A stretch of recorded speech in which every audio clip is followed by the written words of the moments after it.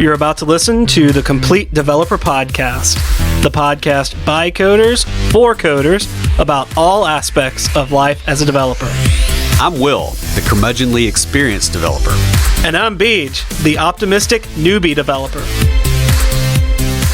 Complete Developer Podcast is supported by listeners like you. We are now on Patreon at www.patreon.com/Complete Developer Podcast. It's conference time in Tennessee. This week we are joined by Dani Heileman to discuss Nashville's hometown tech conference.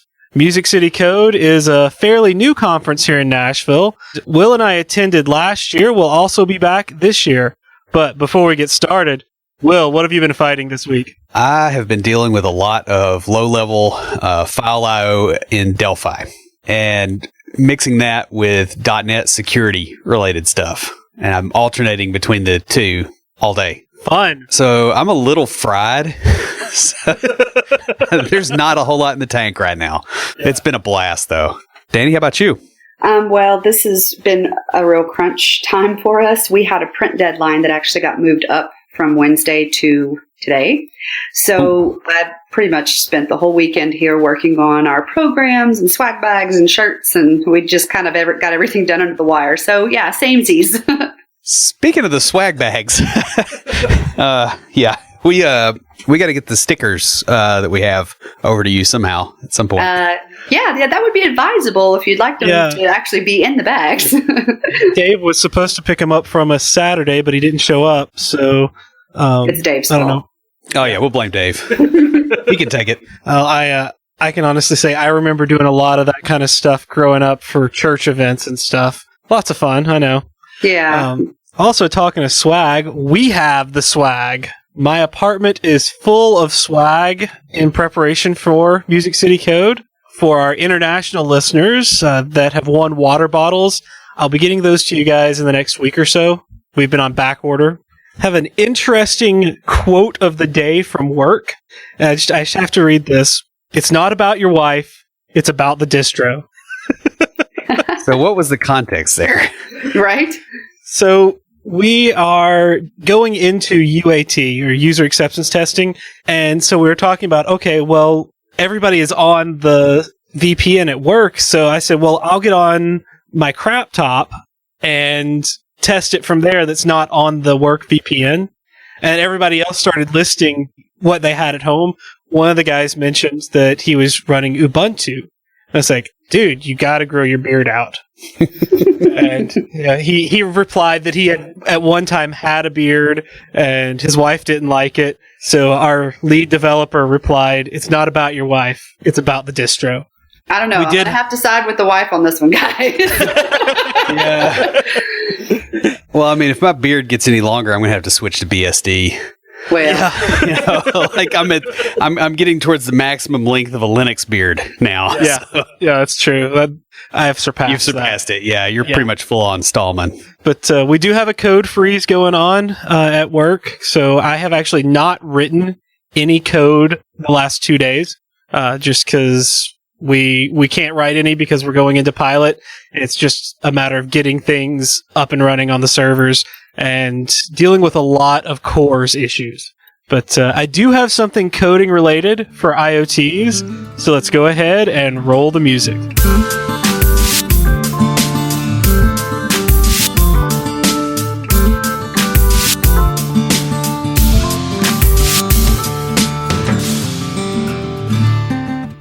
This week for IoTs, I have something that Will actually sent to me, and this is Visual Studio Code for the Raspberry Pi. If you want my favorite code editor on your Raspberry Pi, you don't have to wait any longer. There are now builds for VS Code on the Raspberry Pi and the Chromebook. It's still very early on in the process, but they do have the automatic scripts, and you can run VS Code.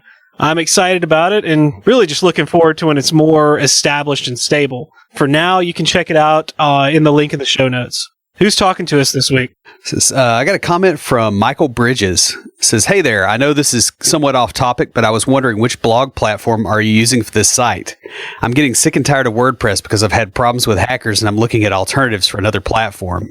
It would be great if you could point me in the direction of a good platform. Well, it's interesting that you mentioned that because I spent a lot of quality time last week with WordPress on our site and several others that I maintain, patching a 0-day vulnerability. So we're kind of in the same boat.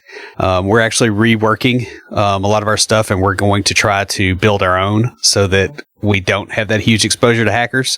It's going to take a minute. Yeah, and I would suggest if you do have some JavaScript skills, Hexo is a great static site generator, especially if you just need a blog. We use that for our developer launchpad site, and Will's blog and my blog are both Hexo based. So that's really cool. But thank you for the comment, Michael. Send us an email to neckbeards@completedeveloperpodcast.com because we have a Complete Developer water bottle just for you. And guys, if you'd like your very own Complete Developer water bottle, leave us a review in iTunes or comment on the website or any of our social media. We post all our episodes to Facebook, Twitter, LinkedIn, and Google+. We're also on Path and Tumblr. Dani Heileman is a marketing strategist, designer, and front-end developer who's working as a marketing director for Music City Code. Music City Code 2017 is a 3-day event from June 1st through 3rd here in Nashville, touching on all aspects of software, web, and mobile development. The event includes workshops, seminars, open spaces, lightning talks, and epic attendee parties. Looking forward to some of those. So one thing we like to ask every guest that comes on the show is, what got you into coding? Money. I actually went to school. I graduated when I was 16, so I graduated early, and then I went to school for graphic design. And I realized that unless you're like the guy who's making the Campbell's labels, you're not going to make too much money in graphic design. So from there, I had taken some HTML and CSS courses when I was in college. So I just kind of self-taught myself from there. I picked up some PHP and a little bit of JavaScript, and just enough to be dangerous. And so that's kind of how I got into front-end development. That's pretty cool. Yeah, I'm completely self-taught, if you don't count Will. Oh, I've had plenty of mentors and help along the way, no doubt. Yeah. But yeah, that's, and that's a common story in our field, I believe. It's not something that you necessarily have to go to school for. It's something that if you have the devotion to it, you can pick it up if you have the time. Mm-hmm. That's one thing I really like about it is you don't have to have that background to get into it. Well, and honestly, because I went through school for it, you still have to have the mentors when you get out because the schools are so far behind most of the time. Well, yeah, by the time you graduate, life's already passed you by in the technical world. Yeah, like when I graduated, I did not have any experience with source control. So that was obviously something I needed to learn to be able to survive on a team. So yeah, I was very lucky as well with the mentor thing, even, going through a degree program. It's something that's almost 100% required. Very true. So, since we're going to talk about Music City Code, how did it get started? I've heard bits and pieces of the story because I've known Gaines and Mary for a pretty good while, and I was kind of in and out during the early discussions, and then I just got busy with life. So, what was the genesis of the idea? Sure. Well, obviously Gaines is the organizer, and his wife is the president, and I think it was kind of like one of those things where it was see a need, fill a need. DevLink was a really big conference that was here in Nashville, and it got relocated to Chattanooga.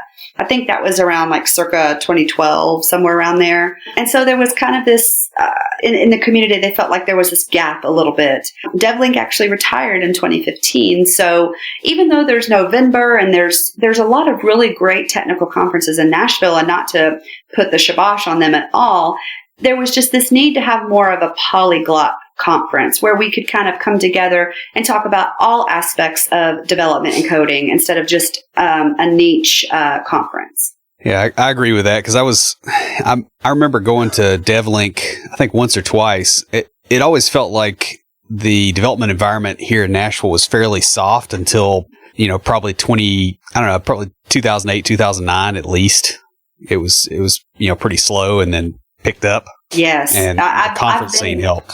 I've been here since 2008, and it in just the time that I've been here, I've watched it just grow and grow. And it seems like, especially now more than ever, this is almost kind of like they call it the mini Silicon Valley. A lot of people are moving here for tech positions. So how did you get involved in Music City Code? I'm a sucker for punishment. When I first moved here in '08, I didn't know anybody. Literally, I just came here and didn't know anyone. So volunteering was kind of my jam and how I got to know people. I volunteered for bar camp and pod camp, and I did lots of design-a-thons, hackathons, just to kind of help me get to know the community a little bit better. And I am a person who likes to give back to that community. So I'm always kind of looking for volunteer opportunities and where I can lend my skill set. So when I heard of Music City Code and what they were doing, and of course, Mary and Gaines are friends of mine, I jumped in feet first, where I could help. Yeah, I wish I'd been able to. I was just slammed. I think that was right when I was consulting or something, and it was just, I was too busy trying to build a business and I couldn't do it. But how long has it been going on? This is our third year, so this will be the third year for Music City Code. Okay, so it started right around the time that I got into coding. Yeah. Yeah. And we always need volunteering crews, so maybe this year was a little too crazy for folks, but please sign up, kind of make yourself available for next year, because we always need good people on the crew. And if I understand correctly, if you volunteer, you get to attend when you're not volunteering for free, right? That is correct. I know, because we have a couple of friends that have gotten involved just so they could attend. Yeah. Yep. Crew, of course, we're the ones that are a little more heavily involved. So, of course, we get to attend. And volunteers, we kind of have it, if you volunteer X amount, you get 1 day, more, you get 2 days, et cetera. So things like that, there's all levels of involvement, depending on how much time you can devote. I mean, we've got a space for you. That's awesome. I like that, kind of depending on what you can give, you get in return. Mm-hmm. Yeah. Isn't that a song? You get what you give. Something like that, yeah. Yeah. Well, and it's also good to get the community a little bit more involved in the conference. I mean, I know a lot of larger conferences have a tendency to basically have, they're paid completely. Like, all the people they've got working there are paid. Mm-hmm. And it has a different feel to it. Like I went to, there's one that's in Northern Ohio in January, and I cannot remember the name of it. Code Mash. Mm-hmm. And, it's very professional. It's very organized, and it has a very different feel to it because of that. Yeah. And when the community's involved, that just makes it feel a little bit more down to earth and a little bit more normal. Yeah. And community is definitely one of our focuses. We, everything we do, we try to bring kind of that aspect in. That's, we want to showcase not only that we all work together and that this is a tight-knit tech community, but hey, those of you who are outside, maybe who don't live in Nashville or in Tennessee, you can come here and see the difference in our conference and see like, hey, maybe this is a good relocation opportunity for us. We kind of see how things work here and how the tech community functions, and this might be a good place for me to relocate and find a tech job. Yeah, I could totally see that. I mean, I've been here since I graduated college. And we won't talk about how long ago that was, but let's just say that, yeah. I've been here longer. Yeah, there is that. I was born here, so, I can't really say much. Oh, you're a unicorn, a Nashville unicorn. That's So, talking about the volunteers and stuff, do you have a lot of students? I'm just curious about, because I know we've got a lot of colleges, but we also have a lot of boot camps and coding schools here in town, too. Right. We've got Lipscomb. We held the event at Lipscomb last year, and this year it's at Vanderbilt.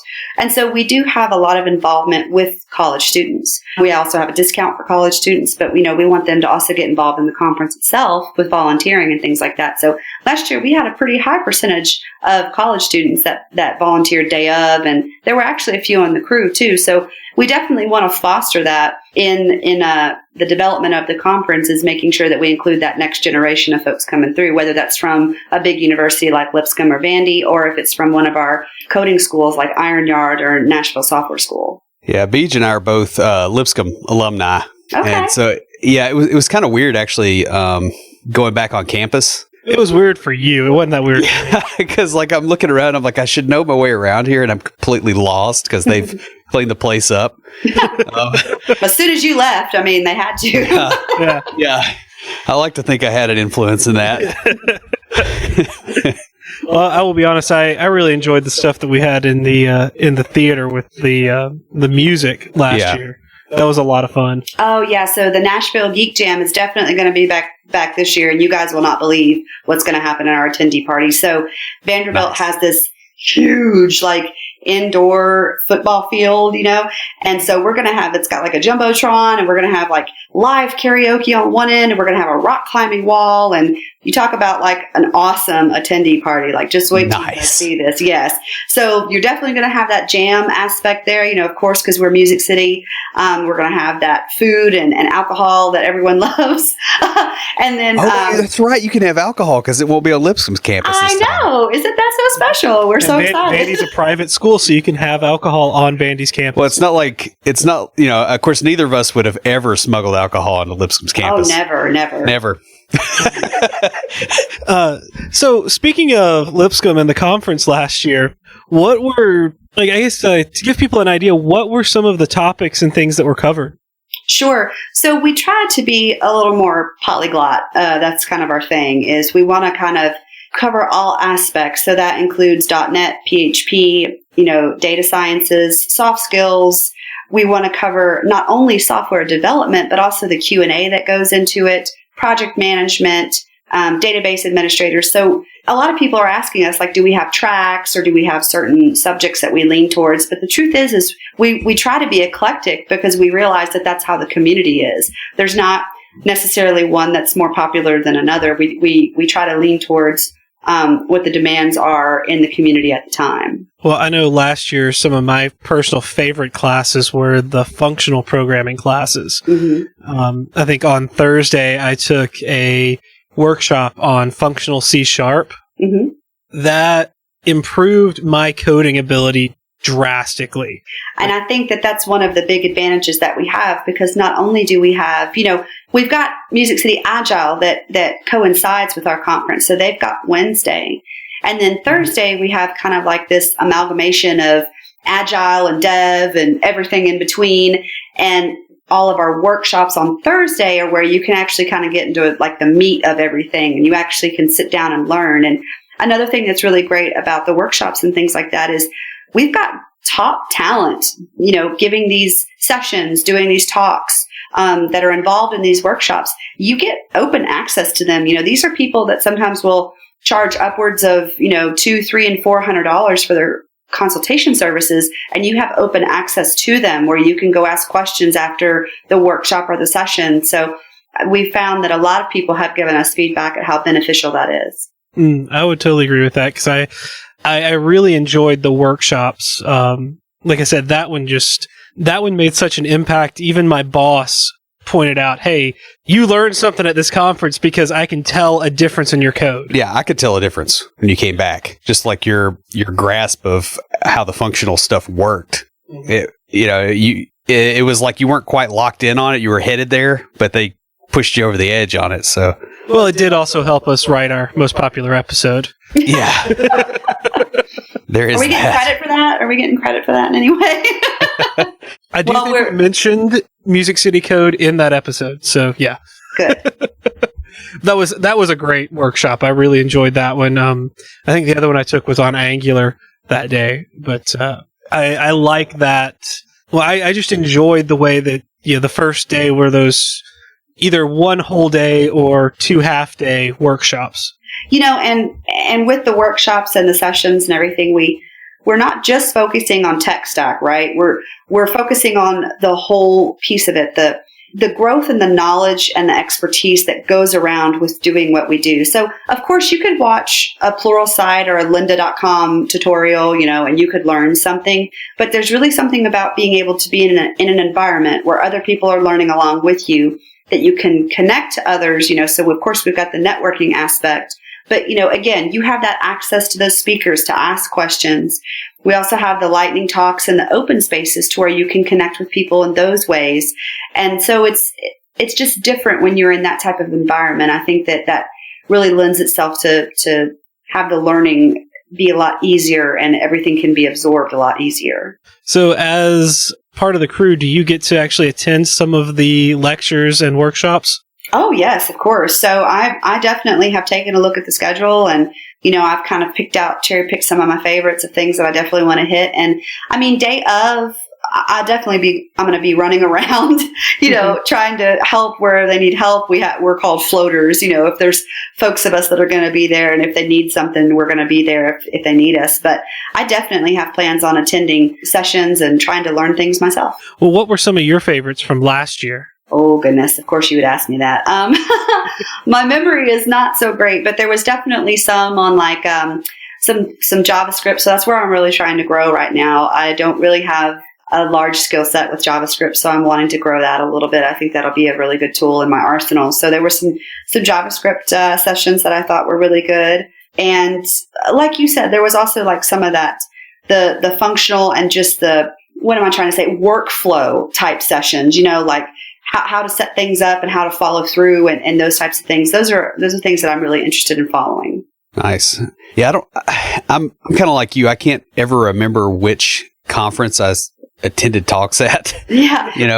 Much less the titles and the speakers, right? Yeah. I mean, my big thing is just all the connections with other people. Like David Neal, he's going to be there. And he's one of my mentors. And so it'd be good to see him again.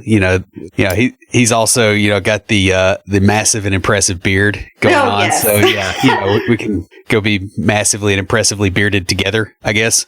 But yeah, I was looking through the list of speakers, and at least 2 of the people on there are Facebook friends of mine. So it's pretty cool. So yeah, that's another wonderful thing about conferences is it seems like a lot of times, we might have these people on Twitter or Facebook, that we admire or we follow or we know that they are kind of a thought leader in their particular field, and it's conferences like these. We get to come together and we get to see old friends and we get to see these types of speakers and things like that and connect maybe in real life where we had followed them online for a long time, but now we're actually getting to shake their hand and like, hey, I really enjoyed such and such that you talked about. And then you get to connect online and have that deeper connection with them instead of just being some random follower on Twitter. Yeah. One of the people I definitely want to make sure and try to meet this year is Jimmy Bogard. I've read his stuff for years and years. So it'd be perfect to be like right there. Yeah. And I'll be sitting down in a booth and hopefully I can meet him. Yeah. Having only been in the industry for a few years, I know a couple of people that are speaking at the conference too. And just, I understand what Will's saying. It's like, it's kind of neat to see these names. You're like, I know that person. Yeah. I've been out to dinner with this person. Well, like with David, I ate lunch with him basically every day for a year. Yeah. I guess that goes to what you were saying, Dani, about the speakers and the presenters being so approachable. Mm-hmm. It's like, we know some of the ones that are going to be there, and we're like, yeah, they are that approachable. Yeah. Oh, yes. Selfies were abounding last year. Speaking to, David Neal, I think I got a selfie with him last year, and it was him. And there was another gentleman. They both had these epic beards. So I have a selfie in between them. And I was like, epic beard selfie sandwich. So. Nice. Yep. I guess we'll probably have a few of those kind of pictures too now. Yeah. I'm trying to get the beard actually tamed where I have the hacker look, not the wizard look. Ah. No, I'm going for full wizard. Yeah, it's too late for you, man. You might actually pass wizard and go to Sasquatch. Oh man, I'm already there. Yeah. College. Yeah. So anyway. So we've talked about kind of what went on last year. What kind of stuff, or what are some of the talks and things that are going to be at Music City Code this year? Well, I know how everybody says it's bigger and better, but it really is. The fact that we've gone with Vanderbilt has really given us the opportunity to expand.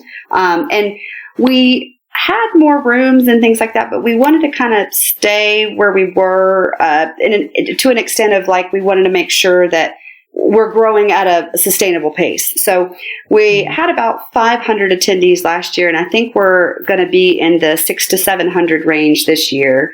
And again, we have talks that kind of range all over the place. The schedules and things like that are up on musiccitycode.com. So I would really encourage people to kind of go out and take a look at the schedule lineup and the speaker lineup, because that's kind of going to get everybody excited about what's going on and who's going to be there, and give you more of a handle on what we have to offer as far as session goes. Yeah, and if you guys are on the fence about attending, just remember, Will and I will be there every day. Yeah. Yeah, I've already got the time off and everything. Yeah, and your listeners, same thing. If they've listened to you for a while and now they can come up and shake your hand, again, it's about making those connections and things like that. So, I mean, we just went past our early bird ticket pricing, but right now we have where if you have 5 or more, like for instance, if you're on a team at work, if you have 5 or more, you get 20% off. So we have that available on the website right now. And if there's any other reason, like you, something is prohibiting you from attending, I mean, reach out to us and we would gladly try to work with you to see what we could arrange. That's awesome. I'm sure a lot of people would be interested in that, especially if they could possibly volunteer or something like that. Yes. What can people expect when coming to the conference this year? I feel we actually did a walkthrough of Vandy today, and there was already, even though there wasn't even anything in there yet, it was already like this buzz of excitement. Vanderbilt kind of changes the game. It's a big, beautiful campus. It's easy to get around. Everything is kind of centrally located. Breakfast and lunch are included. So you just show up. We're going to feed you. You're going to park. Parking is pretty close by. You're going to get registered. You're going to get your swag. You're going to get your shirt. And then, we've got a map and the schedule all laid out, so you'll be able to pick and choose where you want to go, where you want to be. And even if, let's say, you actually need to get some work done, we're going to have open spaces for collaboration to work on projects, things like that. So I don't know. I was just walking around the campus today, and it's so well organized. Vanderbilt has really helped us make sure that the conference was really organized this year. So I think people are just going to show up and really be amazed. And I think they're really going to appreciate what's gone into the planning this year, because everything's going to go smoothly. And it's just going to be a really fun time. Like, I can't get over, like, when I was looking at the facility for the attendee party and, looking at the other amenities that we have available to us. I think this year is just going to be bigger and better than ever. That sounds awesome. Yeah, it sounds like it's finally, I don't know, it's like the conference is growing up, Yeah. I can also say before I got into coding, I worked at Vanderbilt Medical Center, and Vanderbilt, just the campus itself, is beautiful. Yes. And it really is easy to get around. So we have our main buildings are the alumni and Surratt. And Surratt is the student center, and it's 3 levels. Most of the conference is going to be taking place in those 2 buildings, and they're very easy to get around. And the walk between them is very short, and the campus is beautiful. So parking, hotel, in the 2 buildings, the main buildings we're in, even the rec center where the after party is, everything is within like a 5-mile walk of each other. So it's going to be really easy to get around. And like I said, it's just, there's that excitement too, if you're at this gorgeous campus of this Ivy League school, and you're going to be, you're going to be getting an education with these great sessions. And so I'm just really, really excited about this year. Yeah, me too. It's really neat for me just kind of seeing how far everything has gotten in 3 years. Because we've had that similar experience with a podcast. Like, I know when we first started, we felt pretty rinky dink, and we kept on improving. And it's interesting to see something that's kind of in a different discipline that has grown with the same kind of curve. Because I know the first year of any conference, I've talked to people that have organized quite a few other, conferences in different disciplines. And it's really hard at least the first year to figure out like all the pieces you have to fit together. Right. Because there's just so much stuff you don't think about. And man, it takes a village. Yeah. That actually reminds me of a John Boy and Billy song. Taking a village to raise a nut. Oh, it does. I don't want to use the word blessed because I hate that hashtag blessed. But we've been really fortunate to work with a great crew of people. We have Jessica Katz, who's working with our volunteers. Mary Kirgeson, she's Gaines's wife. She's been doing social media and things like that. Deanna Vickers is, I feel like I'm name dropping, but I totally should because they're great people. But she rocked sponsorship. I mean, we got plenty of sponsors this year to get everything covered. And there's so many more people that I can't even name because it would take forever and I don't want to take up too much time. But it really does take that village. It takes people committed and, putting in that time and that work. But when it gets pulled off, you just have this sense of accomplishment. It's not an easy task. And people might kind of foo-foo people who volunteer for conferences, but it really is like almost a second full-time job. You devote quite a bit of time to make sure it's successful. I grew up going to church conferences and stuff and volunteering at those. So it beats the daylights out of putting up tobacco too. Yeah, it does. So what are some of the long-term visions for Music City Code? Well, we really want to focus on getting things right. So next year and the year after, I think if we want to talk like 3-year plan, from what I understand, we really want to focus on staying with Vanderbilt and really working to get it right. So not that this one's not going to be, but of course, with everything you do, there's a learning experience that goes along with it. My mama says it's like pancakes. The first one's always jacked. But so with Vanderbilt, we're going to make sure that this year we take a lot of notes. We really understand the logistics of this conference and this location. And then we're going to try to just replicate for a year or two and make sure that each year we're getting incrementally better and better at this venue. And then that way we're going to be poised for even larger growth the year after that. So our plan is to stay with Vandy and then just really work hard to give everyone the best experience that we can at this location, and continue to take feedback from our attendees. So we always do a follow-up survey after the conference is over, and I really want to encourage people to take that survey and really give us your honest feedback, because we want this to be the best for everybody. We want people to look forward to this. We want people to get, just like you had that experience where you're like, I learned a lot. We want that for you. We want that for you to be able to say, this was something that was really worth my time and worth my money. And we want to make it something that is valuable to our community. So, make sure you do that feedback survey so we know what you want, and we can make sure that this conference stays relevant and it fills the needs of the community and the people who want to attend.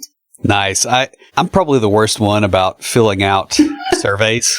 Like that, I think about it like months after the fact. I'm like, I never filled that out. Whoopsie. And it's usually because I go through a conference and I'm like, I just went to MicroConf, which is for people building, software-based businesses. And I did not fill out the survey. That just occurred to me. And the thing is, I get out of the conference and I'm usually so completely fried that I just totally forget. Yeah. See, this is exactly why I fill out those, because no one else does. And he wants to have the outsized voice. Exactly. Now the conference is tailored to you. It's exactly what you want because no one else did it. Exactly. If I want a conference completely on, functional JavaScript, this is how I get it. Yes. That would actually kind of be cool. Yeah, I know. I didn't see any of those on the speakers list. Of course, it's been I kind of scrolled through it real quick earlier, so I may have missed it. Although I wouldn't be surprised if somebody like Elijah Manor pops out with some stuff. Yeah. Well, I will be honest. I've already gone through and selected the talks I want to go to. Well, good. No, that's what we want. We want people to come prepared. I mean, of course, when you get there, we want you to be flexible too, but we want people to get hyped up, go online, look at the schedule, look at the speakers, be like, ooh, I want to see that, and that, plan your day out, because nothing has to go as planned, but at least you have an idea of what you want to get out of the conference. Well, that's what I did last year, and I got a lot out of doing that. And then since we're going to have the booth this year, we're going to take turns going to lectures and sitting at the booth. Drinking beer. Yeah. No, not really. Yeah, really. Yeah, well, there's that. But I do, to justify the time for work, need to go to so many lectures, which I want to anyways, but I've already picked out the ones I want to go to, and then figure Will and I, we can I'll go to one, he'll go to one, and then we'll compare notes. Yeah, I think that's a good idea. The biggest thing I've learned too is, actually write down your list of what you're trying to get out of a conference before you go in there, and then execute on that. Because it is such a huge opportunity to pick the brains of people that, have gone through what you're trying to get through. And it's way better to not go in blind, because you might miss something. I mean, what if there was someone like Elijah Manor or someone you really wanted to hear from them? Well, if you don't plan your day out in advance and you miss them, you're going to be like, you're no. Yeah. Or the thing that always got me was, there would be some talk that I wanted to get into, or I kind of thought about it, but I wasn't very focused and didn't have it planned out. And so you get there and the room is completely packed and you can't get in. Yep. Or a standing room only, and you have to stand at the back, which, is a little bit of a distraction. You can't really focus on what's being said. Well, I will tell you the funniest thing that happened to me last year was there's about 4 or 5 of us from work that were there. And we'd kind of discussed a little bit about what we wanted to attend. And, there was some crossover, but then there was an Angular lecture, I think. Every single one of us were in there. Yeah. And we didn't know it. It was like right after lunch or something. And we all came back and went to the exact same room. And we definitely have that. There's some rooms, and we do the best we can to try to gauge what the community wants, to try to plan around room size and, demand that we're going to have for that. But, sometimes we guess wrong. So it's definitely kind of a hit or miss kind of thing. That's really true. And it's sometimes hard to gauge because of classrooms, the way they're set up. So, what was the hardest thing that the crew had to learn while getting all this to work? Not killing each other. No, it's stressful, isn't it? I keyed. No, really, when you're working in a collaborative effort and you're also pretty much working remotely, like we would get together once every 2 weeks on Wednesday to kind of come together, talk about our progress, what we were needing, and where we were lacking, things like that. But it's working with new people and trying to get along with folks and working with different personalities, and then trying to, you have to remember too, we're all volunteers. We're all working on our own time. So, we're all kind of collaborating that way. So for me in the marketing space, this is not too far off from what I do in my day job, but, marketing for a website or, a healthcare company is very different from marketing from an event type, of things. So I think it's great. I really think volunteering is great because you get such a wide range of skill set that you just would not get in your everyday. So I would always, and I know people are like, oh, I don't have time. Yes, you do. Make some time, volunteer, because it's going to up your game. It really is.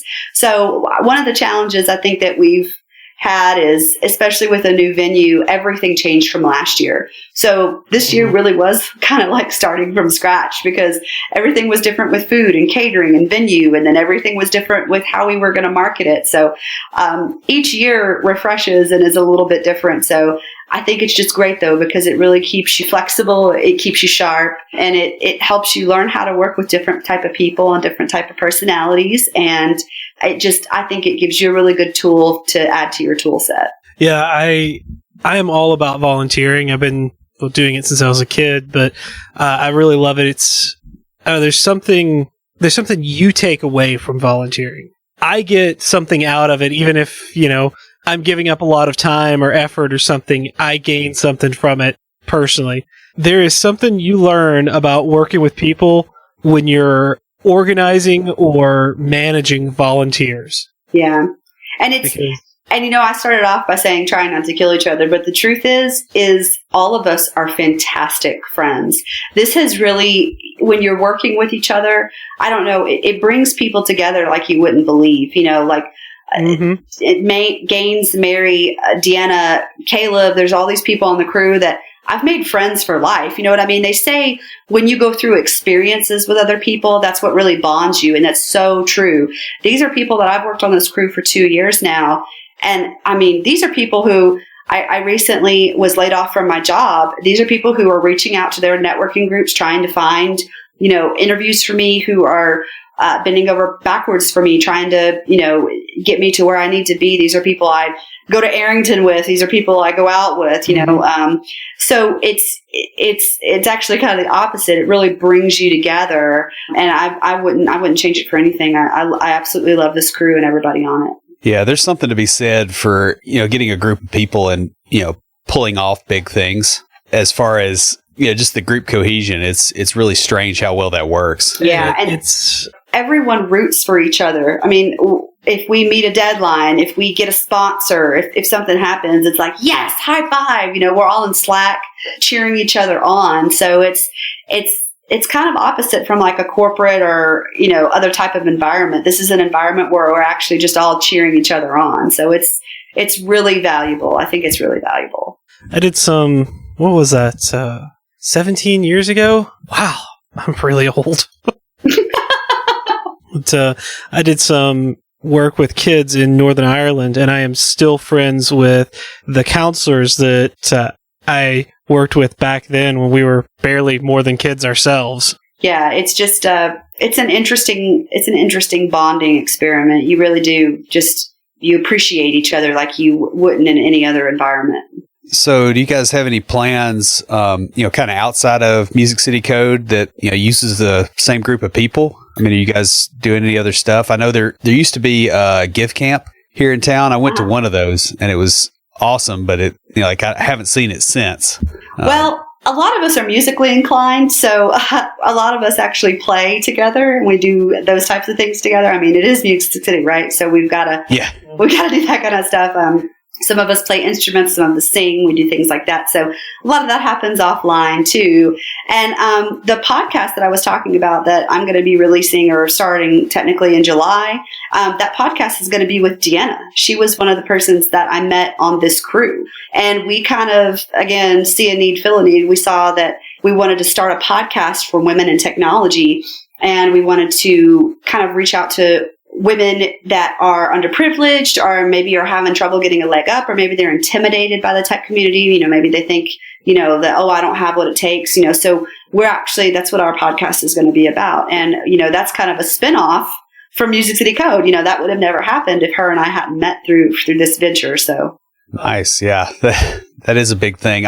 You're mentioning the musical talent, it does seem like there's a very strong preponderance of musical talent in the tech community here in Nashville. I think there's definitely a correlation. They've proven that if you're good with music, you're good with math. So, I mean, I think that there's definitely something to it. So, and a lot of us enjoy getting together and playing music. And, you've got the Nashville Geek Jam, they all jam out together all the time. And we have our own Slack. We're always talking about music in the Slack. So we even had like a music listening party a few weeks ago where we all picked out like 3 of our favorite songs. And then we got in a group and all of us had to listen and guess who picked the songs. It was a lot of fun.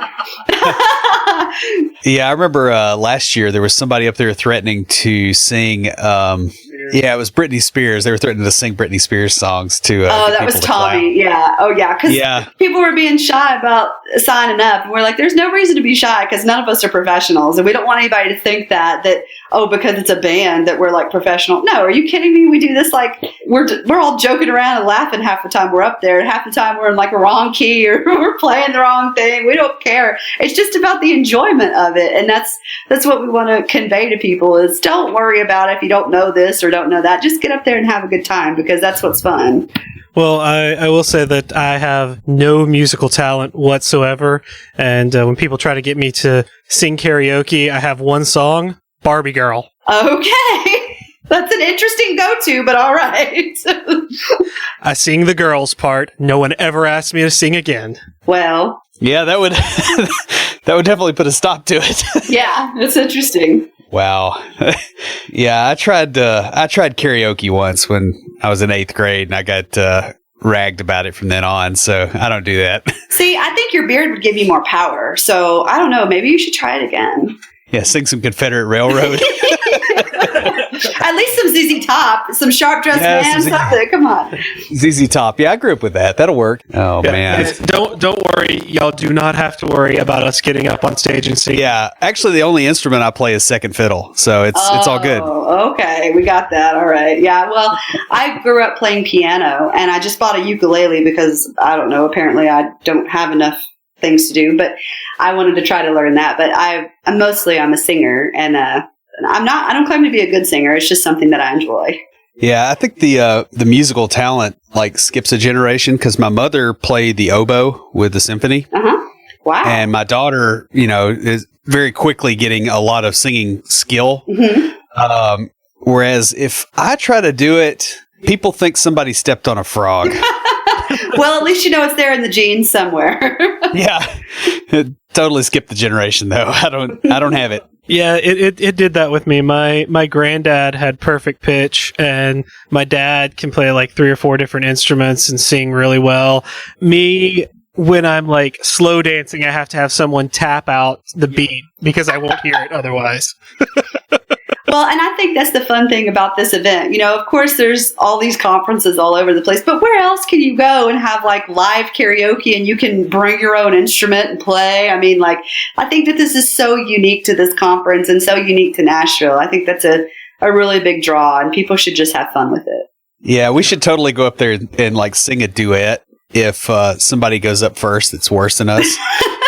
Or maybe we should just have like an air guitar off, you know, where you both just, everybody plays air guitar. Caleb, who's on our crew, he's actually like emceed air guitar competitions. So he could totally get you guys started. You never know. Well, I definitely plan on stopping by your booth. And if you guys want to attend a session or so, I can always hop on a mic while you're gone and just offer comic relief. Yeah. So, Dani, how can people get in touch with you if they wanted to ask you about Music City Code or volunteering or something like that? The best way is to email us at info@musiccitycode.com.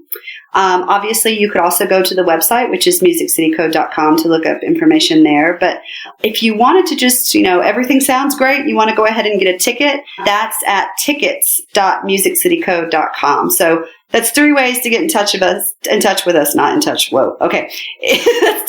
to get in touch with us if, depending on what you're wanting to gather. But so info@Music City Code is going to be the best way if you want to reach out and say, hey, I'm interested in volunteering. You know, I heard there's opportunities to attend sessions if I volunteer for X amount of time. So we can kind of get you squared away if you want to do that. And all that information is also on the website.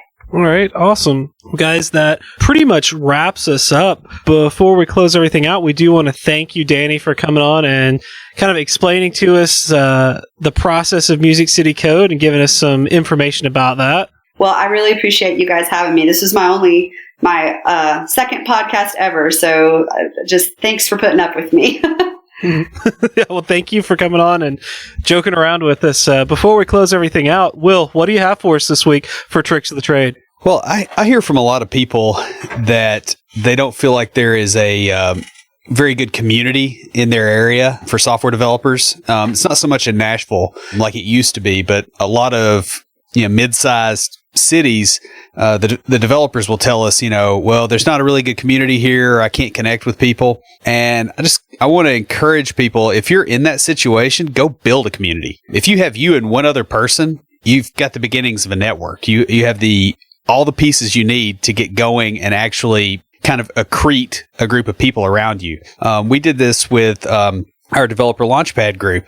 Even though Nashville has got a pretty solid tech community at this point, that wasn't always the case. That's how Music City Code got started. That's how a lot of the things got started, is people said, hey, we need this here and we're going to create it because we've sat around and we've waited for other people and it didn't happen. It's a lot easier than you might think, and it's honestly something that's probably you don't need to be afraid of. Basically, all you have to do is go and meet up with other people, talk tech, and be a decent human being, and you can have the beginnings of a community. And it may be that all you have to do is get the ball rolling, and here in a few years, you'll actually have a solid community like you wish you had had when you started. Totally worth doing. I can't suggest it enough. Beej and I just got back Saturday. Our developer launchpad group went to the Renaissance Festival for a developer meetup, which is kind of a strange thing, but it worked for us. Yeah, we had just a few members of our core group there, but one of the guys had not ever been to a Renaissance Festival or any kind of street fair type environment in America. He was from Taiwan. So he was itching to try the turkey legs and do all this different stuff, and he just kept wandering off and looking at the different booths. And I have to say, it was so much fun seeing Renaissance Festival through his eyes. Yeah. And, you can kind of create those kind of experiences for other people. There's lots of people that are interested in tech or that don't know where to get started. And the biggest thing that they need is a group around them. Yeah. Of other people that have done some of the same stuff or have run into the same problems, just so that they know they're normal, so they can get help, so they can help other people. Because, that's the biggest way in the world to grow. And if I can make a suggestion, it doesn't have to be a big deal. You could just start a Facebook group and start going out for margaritas once a week and talking about tech stuff, and it can just evolve from there. Invite me. I like margaritas. Yes. Yeah, I was going to say, that sounds awesome. Get some You know, nachos. Yeah, but if you build it, they will come, right? If you start something and you do it pretty regularly, I would say that that's one of the keys. Is if you start it, do it one day of the month or every 2 weeks, and be consistent. And that way, people get used to, the tech meetup is tonight, and that will kind of get you kind of down that road of starting something and people actually showing up. Well, yeah, I mean, human beings are, kind of tribal animals. And if you build your own tribe, you have a tribe. The one thing, and this will probably be the last thing I say, but the one thing I really like that you said there, Danny, was margaritas. All right. The other thing that I really like that you said there was you keep doing it on a regular basis, because that's what we did with Developer Launchpad. We may have only had 3 or 4 people sign up to come to the event, but we're like, you know what? We have an event every second Saturday. We've planned it.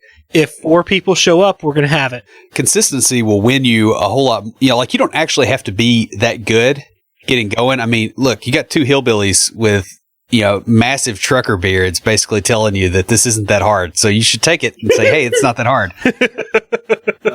Just go do it. Like if the community that you're in does not give you the opportunities that you want it to give you, don't wait for it to give you those opportunities. Create them. And you can build everything that you want. And so that's basically what I got.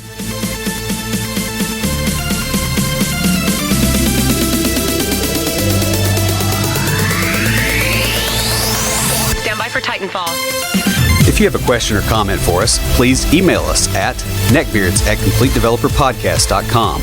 Our theme music is an excerpt from Stand By for Titanfall by Pure Bells, available on SoundCloud and licensed under Creative Commons. The intro music for IoTs is Hillbilly Hip Hop by Jason Belcher.